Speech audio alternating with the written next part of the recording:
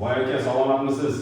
Men degan uy Yangi bozorda 4 qavatli do'mning 4-qavatida 86 kvadrat 3 xona uyni sotuvga qo'yilyapti. Uyimiz yangi remontdan chiqqan, hali hech kim yashamagan. Hozirda to'liq obzorini ko'rsataman, videoni oxirigacha ko'ringlar. Like, comment bosish esdan chiqmasin. Boy akamning bolasi mana kirib kelishimiz bilan bizdan shunaqa katta xol kutib oladi. Uyimiz to'liq yangi remontdan chiqqan. Mana детский xonasi, katta yotoqxonasi, umumiy zal, bu yerda общий sanuzel, bu yerda oshxonamiz. Men sizlarga hozir детский xonadan boshlayman.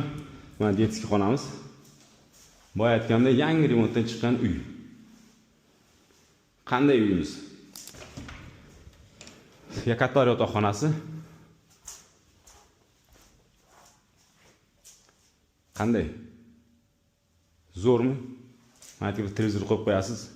Mana bu yerda spalnichani qo'yib qo'yib, televizorni ko'rib, maza qilib dam olaverasiz. Mana hozirlarga oshxonamizni ko'rsataman.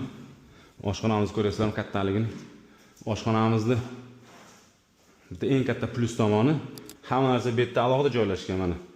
Yangi mebellar yasab qo'yilgan, gazi bor, dimoxodi bor, mana duh kontr kotyolarigacha qo'yib qo'ygan.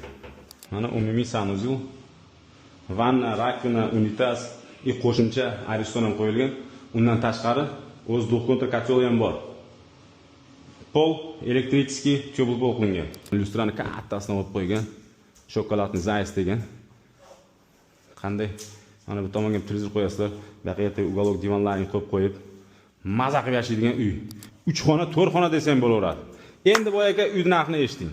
Uyimiz narxi 47 ming dollar so'ralyapti. Albatta o'tib beradigan joyi bor. Men o'zim raqamni qoldiraman boy aka, shuni orqali bog'lansangiz egasini uchrashtirib qo'yaman, savdosi halol bo'ladi. Ko'rishguncha.